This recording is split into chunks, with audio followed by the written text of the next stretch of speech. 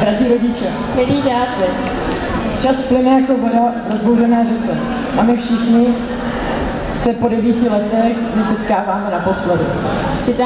červen sice není v kalendáři vyznačen jako nějaký významný den, ale pro nás, kteří chodíme do školy, je tento den jedním nejdůležitější. Dnešním dnem pro nás něco končí. Končí nejen měsíc červen, ale i školní rok. Nejvíc toho dneškem končí pro nás deváťáky. Pro nás totiž tímto datem končí všechno na této škole.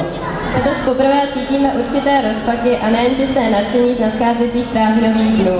Dnes se musíme rozloučit s částí svého života a zároveň přivítat novou životní etapu. Od dnešního dne budeme na svou základní školu už jen vzpomínat na to, co se nám podařilo, na kamarádství, které jsme si vytvořili, na společné průšvihy. Na vás učitele, ke kterým jsme byli mockrát velmi kritičtí a měli jsme pocit, že toho, co po nás chcete, je moc a že je to zbytečné a že nás vlastně trápíte. Ještě jednou vás chceme přivítat na naší závěrečné akademii, kterou vás budou provázet Týna A Lukáš.